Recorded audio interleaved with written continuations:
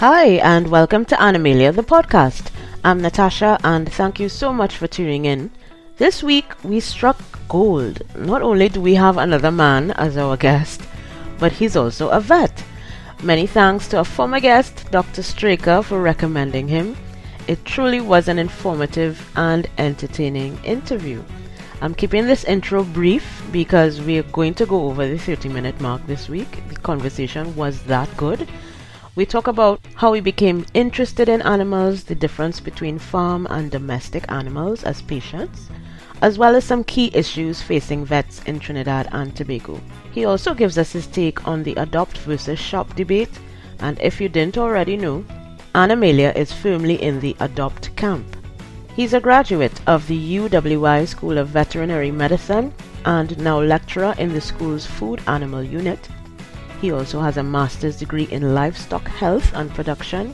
He's the president of the TT Veterinary Association, and he's the happily married father of 1 dog and 2 cats. Please welcome to Animalia, Dr. Marc Driscoll. Good afternoon and welcome to Animalia, Dr. Marc Driscoll. Hi, good afternoon. Thanks for having me. Sure, it is our pleasure to have you on. You're only our second male guest, so I think, that's a distinction in itself. I caught your first male guest as well, so I do understand.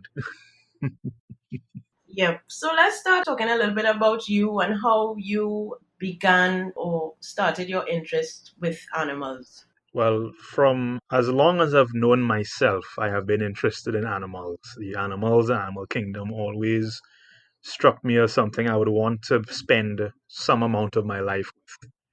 The decision at a younger age was somewhere between veterinary medicine, zookeeper, and marine biology. But an incident, not a bad incident, but an incident involving a pet of ours that had to be put to sleep, drove me in the veterinary direction, more along the lines of seeking that knowledge to understand what circumstances could cause an animal, healthy or otherwise, to have to be put down as the best option for going forward. So, a big part of my journey toward becoming a veterinary professional was a search for knowledge. During my time at vet school, I went to the School of Veterinary Medicine in University of West Indies. I learned my love for farm animals far outweighed my love for companion animals. I love dogs and cats as pets, not as patients. But you give me a cow in the middle of a field that needs to be caught and treated, and that's a fun day for me. So it was during my time at vet school that I gained my enjoyment of farm animal practice. And I was quite fortunate to get a position in the farm animal unit right out of vet school. So I've actually been teaching there for the past 11 years, starting 2009 to present. And based on that interest that you have, or preference, I should say, for farm animals as patients, what are the main differences to your mind between the small pets, the small animals, and farm animals, apart from the obvious distinctions in terms of size? Right, of course. There are different considerations that come into play as a farm animal veterinarian. The first you have to gauge is, quite bluntly, what is the purpose of the animal? Many of my clients, these animals are business units. Their purpose is to make money, and any of my interventions as a veterinarian have to take that into consideration. So I'm not going to recommend a $2,000 procedure on an animal that's going to only make $1,000 at the end of the month. So you may intervene with a different approach, be it still good medicine but a cheaper approach, or this is going to cost too much to fix. If the animal is capable of being used for meat right now, we would actually recommend slaughter for meat as opposed to trying to treat. But of course, that depends on the situation. If the condition facing the animal is something infectious or otherwise dangerous for people, then we won't be able to go that option, of course. And a lot of times you do have to put your foot down with clients. They are not trying to be deceitful, don't get me wrong. A lot of times they just don't understand that the situation presented is such that the animal cannot be used for meat or milk or what have you. However, you do have farm animal owners that the animals are pets. So I had a client in South Trinidad who owned upwards of 70 goats. And she can tell you every goat's name, every goat's lineage, who was whose auntie and cousin and uncle. So every one of them was a pet. So, of course, in that situation, it is very in keeping with companion animal medicine, where there's now an emotional attachment to the patient. And you have to now put on a different hat, so to speak, and deal with it from that perspective. And in that sense, then the kinds of animal cruelty issues would be a slightly different in the farm animal sector. They vary. I'm certain that there are cruelty issues that companion animals will face that farm animals won't, and vice versa. One of the bigger ones we tend to see are if a farm animal wanders onto another property and begins to damage property either strictly through size or, of course, as a herbivore, they may eat a plant or eat crops that are not supposed to be eaten. And the owner of the, so to speak, trespassed property may retaliate by attacking the animal instead of trying to just drive it back over onto the farmer's property. So we've dealt with cows with chop wounds, and sheep and goats have been hit with a 2x4, and sometimes it gets particularly messy. We do also deal with a lot of dog attacks in mostly sheep and goats, but also cows as well, which isn't animal cruelty per se, but it is in keeping with the theme that you've been discussing about dealing with strays and dealing with owned or unowned animals at roam. We do also see some of those situations. And honestly, some of the worst wounds that we see in sheep and goats are, of course, from dog attacks. Wow. Just to switch gears a little bit now, in terms of the academic environment that you work in, how could you describe what is done at the University of the West Indies and how the work that is done there contributes to the overall picture for Trinidad and Tobago in terms of animal welfare and care and protection? It's a big question. Quite frankly, we at the vet school, our goal, and I mean, this isn't exactly what's on the mission statement, but our goal is effectively to create veterinarians that are what we call entry level veterinarians. So they can get into any form of veterinary practice locally or globally. So, be it companion animal, farm animal, research, public health, equine practice, whatever, we give them that footing to start with. But with that, we do impart a very significant amount of teaching on the importance of animal welfare, the importance of ethical treatment of animals and of clients, of course. So we lay that foundation. And in their final year, the students actually work with the vets both in the vet school and outside in order to quite literally see practice and see what you have to deal with. So they will interact with clients quite a lot then. And should any situations arise, they will get that hands-on guidance to build on the lectures they would have had about animal welfare and animal cruelty. And from there, they can then see how to go forward. I hope that answers your question.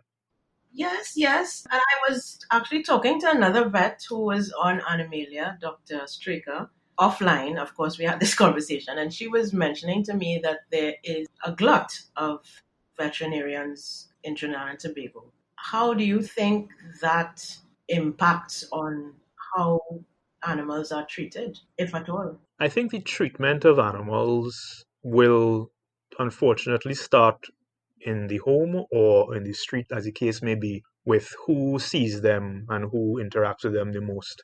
The thing about veterinarians, and this is something people don't always remember, a vet cannot simply impinge treatment on an animal. We need permission from the owner.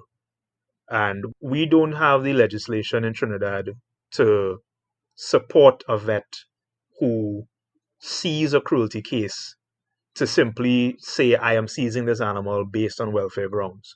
Now, to be fair, I will say immediately, even in other parts of the world that may have such legislation, it's not straightforward. It is a challenge. This is why they have these animal cop TV shows, because it's actually a significant thing to be able to simply go onto a property and seize an animal that is, suffering from neglect or what have you.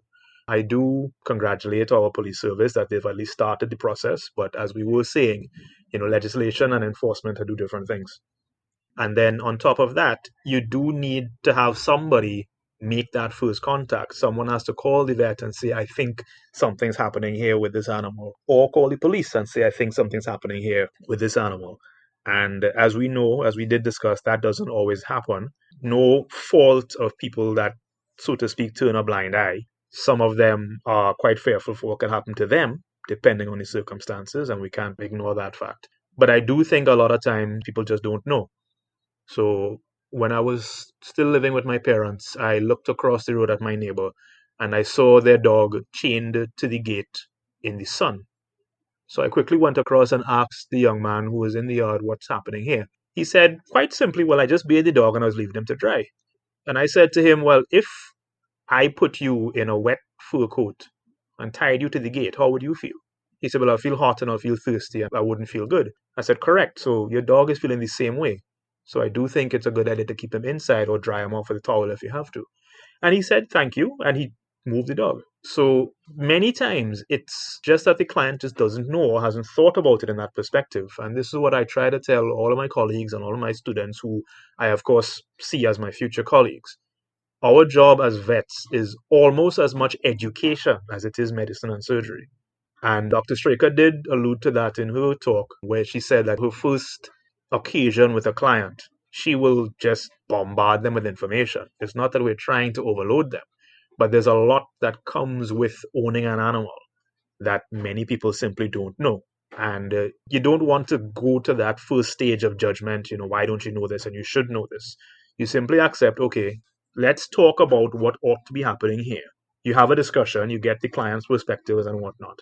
And with that, you build that rapport that is now going to make it more likely that they will come to you for further advice going forward. On that note, in terms of vets being involved more directly with the care and protection of animals, would you be in favor of policy direction or legislation that includes vets directly in terms of mandating them to report animals that they see who may be in distress or those kinds of situations? Absolutely, because a lot of times the vet would be that first line, that first responder to an animal that is injured or ill or something. And there are actually a few online documents that spell out how a veterinarian could look at a case and determine whether this is genuine injury or whether this is neglect or whether this is abuse.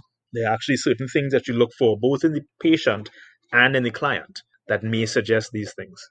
And as part of the overall picture, again, vets always remind everyone that we are involved in human health as well. Animal abuse is often the first step before human abuse. They've said that on the one hand, a lot of people who turn into serial killers started off killing animals before.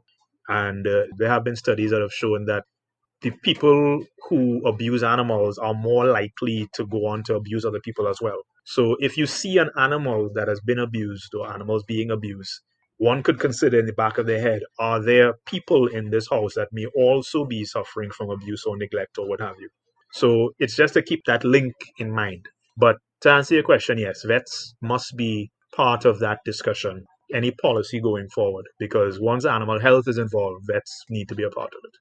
Agreed. Well, let's switch now to your role on the executive of the Trinidad and Tobago Veterinary Association. Tell us a little bit about the TTVA for those who don't know of your existence or your role. So the Vet Association, which you can say as well, our job is really to, I suppose, oversee the affairs of veterinarians on a whole in the country, Trinidad and Tobago. We are trying to maintain and elevate the standards of the profession itself. So we will look at things that affect not only vets, but also affect clients. So we are not a clinic. A lot of people go to our Facebook page and ask, what time do you open? How much do you charge for a stay? The association, however, is involved in matters like if there's a complaint that a client may have about a vet, you can contact the association. We have built into our structure a discipline and ethics subcommittee that we will investigate these cases and determine what went right, what went wrong, and make recommendations from there. We also do a lot of public outreach. So if you look at our Facebook page, you will see many posts about, certainly with COVID, we've had posts about COVID and your